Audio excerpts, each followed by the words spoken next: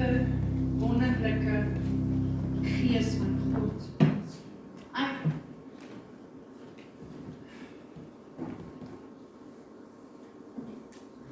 Ek gaan lees uit Psalm 22.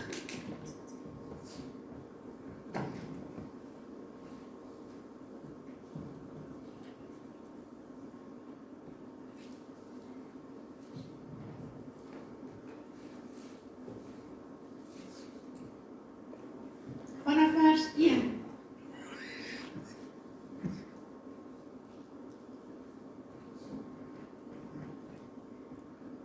Vanaf vers 2. My God, waarom het U my verlaat? Ver van my hulp, van die woorde van my gebrul. My God, ek roep bedags, maar U antwoord nie.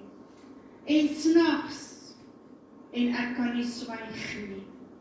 Tog is U die Heilige, wat woon onder die lofsange van Israel. Op U het ons vaders vertrou. Hulle het vertrou en U het hulle uitgered. Hulle het U aangeroep en U het ontvlug. En hulle het ontvlug. Op U het hulle vertrou en nie beskaamd gestaan nie. Hulle was nie teleurgestel nie. Vers 4. Tog is U die Heilige wat woon onder die lofsange van Israel. Dawid sê, Here, U is waar hulle U loof. Here, U is waar hulle U loof. Waar U volk U loof, daar is U. Die Engels sê, God inhabits. He abides, He dwells. Met ander woorde, hy maak sy blyplek. Hy kom en hy trek in by jou. Hy kom maak sy blyplek by jou in the praises of His people. He comes, inhabits, abides and dwells in the praises of His people. Lofprysing en aanbidding is die sleutel om ten volle in God se teenwoordigheid te kan ingaan. Ek gaan dit weer sê. Lofprysing en aanbidding is die sleutel om ten volle in God se teenwoordigheid in te gaan. Dawid sê, tog is U die Heilige wat woon onder die lofsange van Israel. En om God se heerlikheid te sien en te ervaar, God's glory. What is God's glory? Wat is God se heerlikheid? Waar hy homself openbaar, siekes gesond maak, profesie wat uitkom. Dis waar God homself openbaar in sy heerlikheid. Hy sê om die heerlikheid, the glory of God te sien en te ervaar is lofprysing en aanbidding noodsaaklik. So as jy soos Dawid voel, Here, U is ver van my. Here, waarom het U my verlaat? Ver van my hulp. Ek brul snags en U antwoord my nie. Ek roep bedags, maar U hoor my nie. Dan moet jy terugkom na lofprysing en aanbidding. Want God woon, die Heilige, Dawid sê, tog is U die Heilige wat woon onder die lofsange. En sodra jy begin om Hom te loof, en sodra jy begin om Hom te prys, en sodra jy begin om Hom op te hef, skielik voel hy nie meer ver nie. Skielik voel jy nie meer verlate nie. Skielik is hy hier, en hy kom woon onder die lofsange van sy mense. Daar waar God geloof en geprys word, daar daag hy op in 'n middag.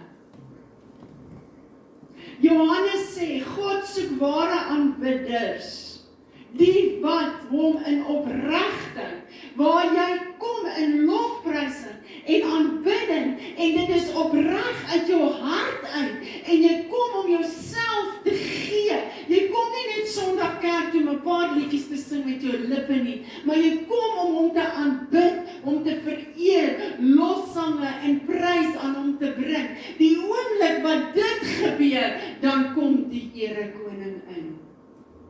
En hy kom maak sy woonplek onder ons. En dan begin iets gebeur.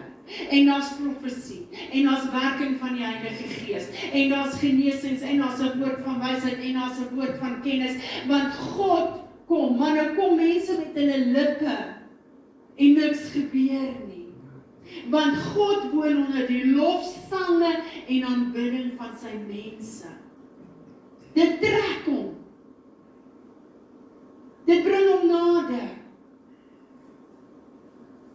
En daar is hy in ons midde, en daar kom maak hy sy woonplek. Hebreërs 13:15 sê, laat ons dan gedierig deur Christus, laat ons dan gedierig deur Christus aan God 'n lofoffer bring. Dit is die vrug van die lippe wat sy naam bely. So wat sê hierdie skrif? Hy sê die wat Jesus Christus bely as hulle verlosser en saligmaker. Hy sê die wat hulle bely met hulle lippe. Hy sê die wat Christus se naam bely. Die vrug van hulle lippe moet 'n lofoffer wees. Met ander woorde, daar moet lof op jou lippe wees as jy waarlik Christus bely. 1 Petrus 2 vers 9 sê, maar julle is uitverkore geslag, 'n koninklike priesterdom, 'n heilige volk, God se spesiale besitting. 'n ander vertaling sê God se besondere besitting. Dat julle die lof kan verkondig van hom wat julle uit die duisternis uitgelig het en in die lig gesit het. So hy sê, eers gedierig deur, moet daar lof op julle lippe wees. Uit julle hart, van julle gees na julle siel, na julle liggaam. En dan sê hy, laat dit gedierig lof verkondig van hom wat julle uit duisternis geweg het. Hy sê, God's special possession, that you may declare the praises of him who called you out of darkness into his wonderful light. Nou in 1 Samuel 13 vers 14 sê Samuel vir Saul, dat die Here 'n man na sy hart gesoek het. En dan sien ons in Handelinge 13 vers 22, en God het Dawid vir Israel verheef as koning, van wie hy ook gesê en getuig het, ek het Dawid gevind, hy het gesoek na 'n man, en toe het hy 'n man gekry, en hy het Dawid gevind, wat 'n man na my hart is, wat al my welbehae sal doen. Die Here het Dawid se hart ondersoek, en hy het hom deursoek, en nadat hy hom ondersoek het en deursoek het, toe kon hy sê, hierdie is 'n man na my hart. En daar was 'n paar redes wat gemaak het dat Dawid 'n man na God se hart was. Terwyl hy daar skape opgepas het in die veld, toe was hy gesoek en gevind, nog voordat hy ooit iets wonderliks gedoen het. Maar, en dat God hom gesien het as 'n man na sy hart, en dat God hom uitverkies het en gekies het. En vandag kan God jou ook 'n man en 'n vrou na sy hart maak. Want God soek nog steeds, die Gees soek nog steeds, want Johannes sê vir ons, die Here soek die wat hom aanbid in gees en waarheid. So net soos wat hy toe gesoek het na 'n koning, gaan hy nou in die tyd en hy soek, waar is die ware aanbidders? En hy soek en hy soek en hy ondersoek die harte van die mens. En hy kyk wie aanbid hom waaragtig en gee lofprysing en eer aan hom. En daar's 'n paar redes hoekom hy uitverkies is. 'n paar dinge wat ek wil opnoem. wat uit Dawid se verhaal uitkom en wat ons van hom kan leer, dat wat het God hier in sy hart gesien? Wat was dit wat hom 'n man na God se hart gemaak het en wat jou en my 'n man en vrou na God se hart kan maak? Maar net soveel as wat hy was en net soveel kan ons vandag ook 'n man en vrou na God se hart wees, by wie God woon. En as God by jou woon, kan ek nie sien dat dit met jou sleg gaan nie. Kan ek nie sien dat jy nie deur probleme kan gaan nie. Kan ek nie sien dat jy nie oorwinning kan hê nie. Ek wil 'n paar dinge opnoem. Die eerste ding is sy geloof in God. Vir Goliat het hy gesê, vandag sal die hele aarde weet wie die God van Israel is. Kyk, hy het geloof in God gehad. Kyk, hy het geweet wie God is. Hy het gesê, ek dien die lewende God. Hy het 'n sterke versekering gehad wie God was. Daar was geen twyfel by hom nie. En hy het dit met boldness verklaar. Die tweede ding is sy vertroue in God. Dawid het volkome vertroue in God gehad. Dawid het geweet dat God hom gekies het as die volgende koning van Israel. Hy het vertroue gehad dat God hom gekies het. Daarom het hy nie sy hand in eie pocket gesteek nie en self die swaard uitgemaak om Saul dood te maak, om sy plek te vat nie. Want hy het vertroue gehad dat die God wat hom geroep het en hom aangestel het, hom ook op die regte tyd koning sal maak. So hy het nie nodig geag om Saul dood te maak toe hy die kans gehad het nie, want hy het geweet dat hy God kan vertrou om te doen wat hy hom beloof het hy sal doen. En Dawid het agape liefde gehad. As jy die verhaal van Dawid gaan lees, sal jy sien hoe sy vyande, toe hy van die koningtroon moet afstap, hoe hulle hom bespot het, hoe hy skielik vyande gemaak het, of gekry het, nie gemaak het nie, maar gekry het, en hoe hy, daai mense, toe hy weer op die troon kom, behandel het. Hy het nie kwaad vir kwaad gegeld nie. Hy het nie gesê, nou gaan ek jou 'n ding of twee wys.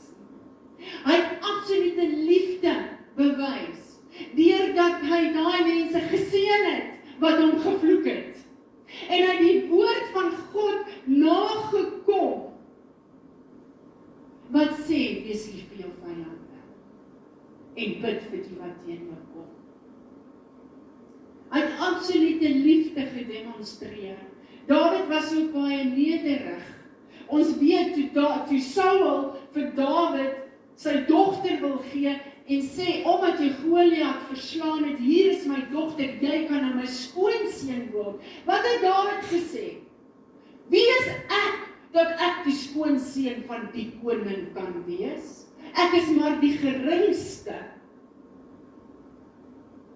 Wanneer fame om wanneer goed na jou kant toe kom, jene, dan voel jy nou baie trots op jouself. Dawid nooit trots gevoel op homself nie. Inteendeel, het sê, wie is ek om hierdie posisie te vat? Ek dink nie ek is waardig om die koning se skoonseun te wees. Hy het 'n absolute nederigheid gehad. En Dawid het integriteit gehad. Wat is integriteit? Om te erken dat jy verkeerd is en verantwoordelikheid daarvoor te vat. Dis integriteit. Om te erken jy is verkeerd en verantwoordelikheid daarvoor te vat. Hy het God se vergifnis gesoek, berou gehad vir sy verkeerde dade en God se vergifnis ontvang. Dawid was nie volmaak nie. Dit weet ons. God soek nie volmaaktheid nie. Hy soek net opregtheid. Daar's 'n groot verskil tussen volmaaktheid en opregtheid. Jy kan nog steeds foute maak, soos Dawid gemaak het. Maar sy hart was opreg met God. Hy het 'n opregte hart met God gehad. Maar bo dit alles wat ek nou genoem het, bo sy geloof, sy vertroue, sy liefde, sy nederigheid, sy integriteit wat hy gehad het, bo dit alles was hy 'n aanbidder en 'n lofpryser, soos wat ons nog nooit weer beleef het op hierdie aarde nie. Nooit weer beleef het. Terwyl hy daar sit by die skape, het hy sy harpie gespeel en tot God gesing lofsange, nie eers geweet hulle is besig om 'n nuwe koning te soek nie, en dat hy dalk die een is nie. Dit het hom min geskeel. Hy het daar gesit en God geaanbid en geloof en geprys op sy hart. Sy musiek, sy lofsange, sy aanbidding was in hom soos wat dit in Satan ingebou was, dat die woord van God sê sy ribbes het musiek gemaak. Maar hy het opgestaan in hoogmoed. Dawid nie.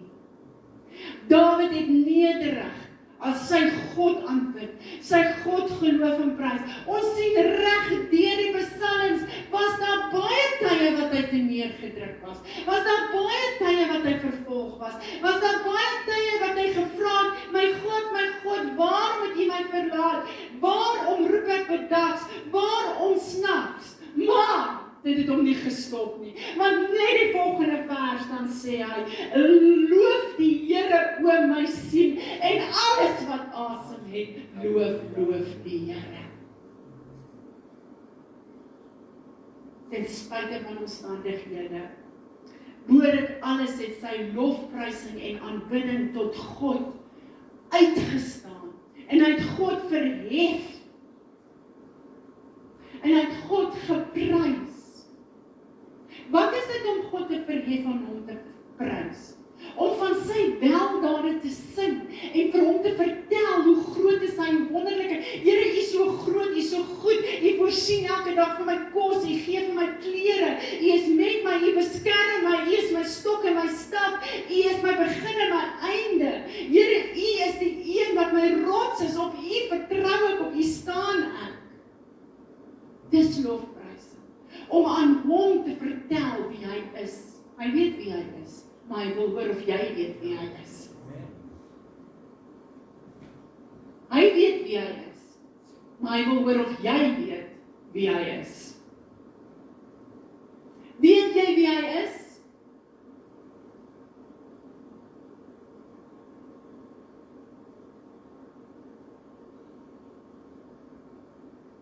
Voor die ark het hy gedans en sing. Niemand het hom ooit skaam laat voel nie, om sy God te prys. Sy vrou het gesê, het die koning homself nie vandag belaglik gemaak nie. Dawid het glad nie gedink hy het homself belaglik gemaak.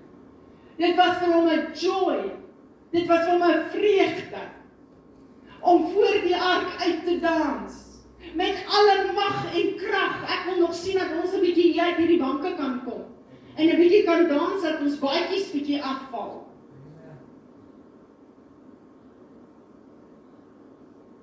Voor die ark het hy gedans en sing. Dawid het 24 uur lofprysing in Israel ingebring. Hy het 'n tempel gemaak, hy het musicians aangestel, musikante, en hy het hulle in groepe ingedeel, dat hulle 24 uur lang God aanbid. As die een groep klaar is, dan begin die volgende groep. As die een groep klaar is, dan begin die volgende groep.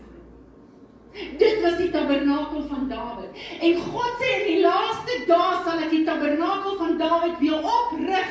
Hy sê nie die tabernakel van Moses nie. Hy sê nie, ons gaan weer offerande en weer terug na die wette toe nie. Hy sê nie, in die laaste dae gaan ek die tabernakel van Dawid oprig. Dit is die wat my aanbid, 24 uur 'n dag. Wat nooit ophou om eer en lof aan God te gee. Wie kan nie as 'n God so 'n man liefkry en sê, dis 'n man agter my hart? wat my loof en prys. Wat mense aanstel om my te loof en prys. Sy groot daad was sy lofprysing en aanbidding aan God. En dit vloei uit al hierdie ander dinge. Vertroue, geloof, liefde, nederigheid, integriteit. Dit vloei uit al daai dinge. Maar ons het so min vertroue, so min geloof, so min liefde, so min nederigheid, so min integriteit, dat ons nie by ware aanbidding uitkom. Waar ons onsself verloor en sê, kyk, ek gee nou nie om my vanoggend nie. Ek wil die Here loof en altyd prys. Sy lof sal altyd deur in my mond wees. My siel sal hom beroem in die Here. Maak die Here met my groot en verhef sy naam. Dit is die aanbidders wat God soek. Dit is hulle wat baie min skaars geword het. Mense vandag sê vir my, ek wil dit wees, ek het dit al gesê, ons sit by die huis, ons kry die wonderlikste boodskappe. Ek wil nou vir jou sê, 'n boodskap sal God se hart nie aanraak nie. Jy kan nog 100 gaan luister. En jy kan al die kennis opdoen wat daar buite is. En daar's baie om op te doen.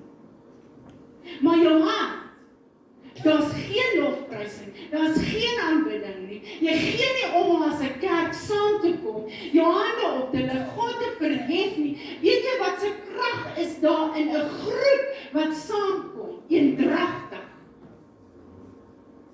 en God aanbid? Dis wanneer jy soos Dawid kan sê, al is daar op 10.000 aan my regterhand en 100.000, ek weet nie hoeveel duisende meer nie, maar sal hulle almal verslaan.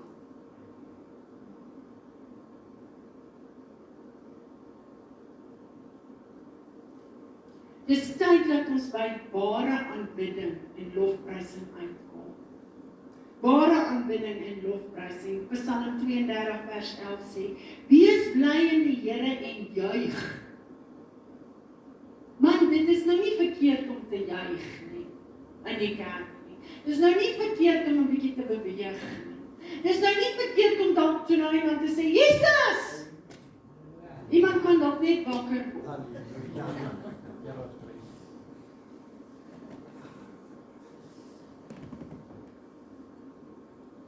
Hy sê, wees bly in die Here en juig. Wie? O regverdiges. Dit is jou opgelê as 'n regverdige van God om hom te loof en prys. Nie, ek is nou nie eintlik daai tipe mens nie. Ek is maar 'n baie teruggetrokke mens.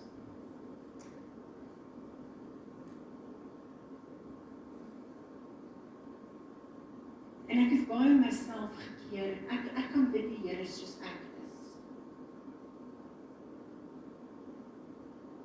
Jy weet, wanneer die Gees van die Here op 'n man gekom het in die Bybel, kyk hierso, dan het hy so Saul, saam met die profete van die berg af gedans en geprofeteer, dat almal gesê het, wie is dit? Saul, kan hy profeteer? Kyk, jy verander in 'n ander mens, hoor. En al jou inhibisies en, dit is nou nie eintlik ek nie, is sommer weg. Want God wil geloof en geprys word. En as die Gees van God in jou werk, is dit wat sal uitkom. Lofprysing en aanbidding. Hy sê, wees bly in die Here en juig oor regverdiges en jubel in die Here, alle opregtes van hart. Jy sien, daai goed wat ek genoem het, as dit in jou hart is, dan wil jy die Here loof en prys. Dan wil jy eer en lof aan hom gee. Dawid het nooit opgehou om God groot te maak en te verheerlik nie, met sang en musiek.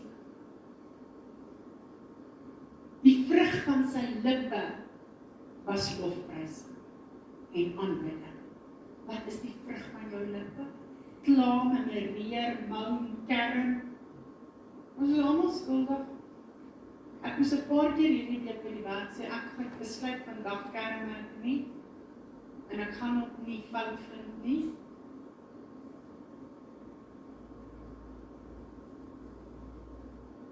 Dit is nie altyd maklik as jy ander mense se werk moet doen, om nie te hou met te kerm en fout te vind. Maar die Here sê, in Proverbs, Spreuke 3 vers 5 en 6, trust in the Lord with all your heart, and lean not unto your own understanding, but in all your ways acknowledge Him. Maak hom bekend in al jou weë, and He shall direct your path. And He will be a light to your path that leads you to where you need to be. Trust in the Lord with all your heart. Lean not on your own understanding, but in all your ways acknowledge Him. Acknowledge Him. Jy moet elke dag tyd kan afknyp en gaan bid en sê, Here, nou wil ek U net aanbid. Ek wil net sê, U is goed, U is groot. Dink bietjie, wat het jy in die week beleef en ervaar, waarvoor jy dankie kan sê?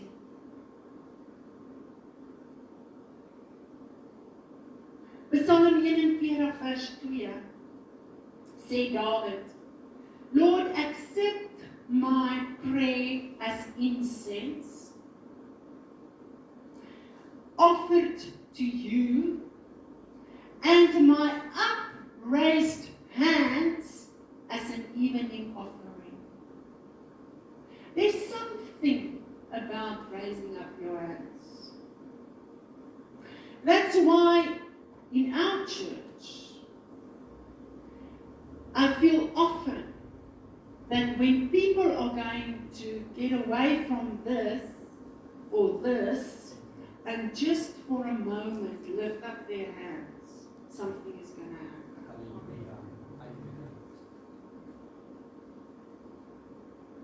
There's something that happens when your heart is in it, of course, and you lift up your hands to the God who sees you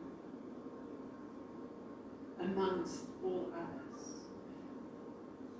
As ek hier 'n hele groep mense vanoggend moet hê,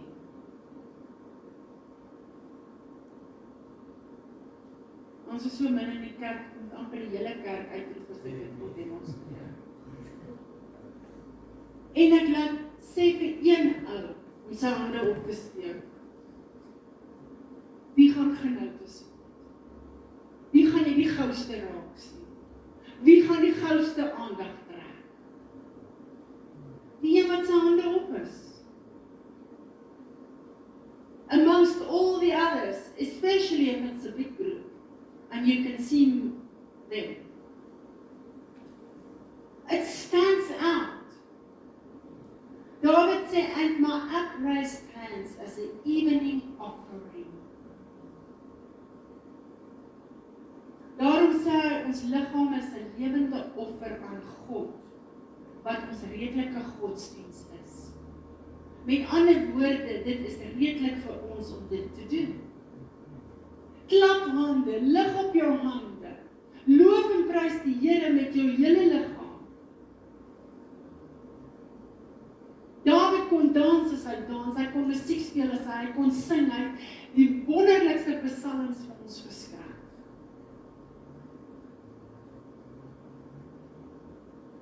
So through Jesus, let us always offer to God our sacrifice of praise, coming from lips that speak His name. For such sacrifices pleases God.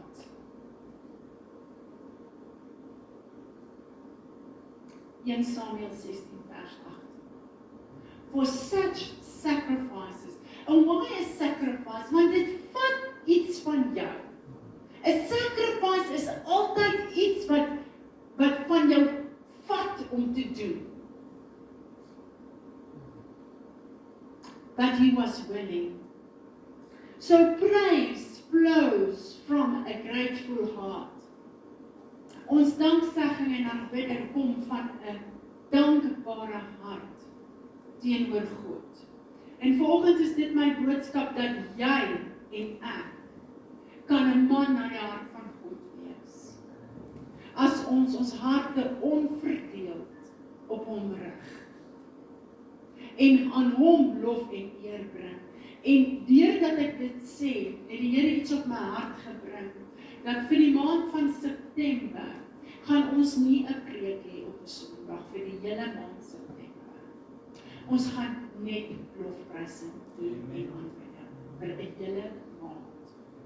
En ek gaan ander mense betrokke kry om Sondag die lofprysing te doen, nie net ons groep nie. Vertrou die Here dat dit alles goed sal uitwerk. En ons gaan indring in lofprysing en aanbidding, net soos wat die Here my gaan lei. Elke Sondag soos hy my gaan lei. En ek verwag nie dat een Sondag dieselfde gaan wees. So prepare yourselves and come and give yourself as a living sacrifice to God through Jesus Christ. Amen. Amen. Amen.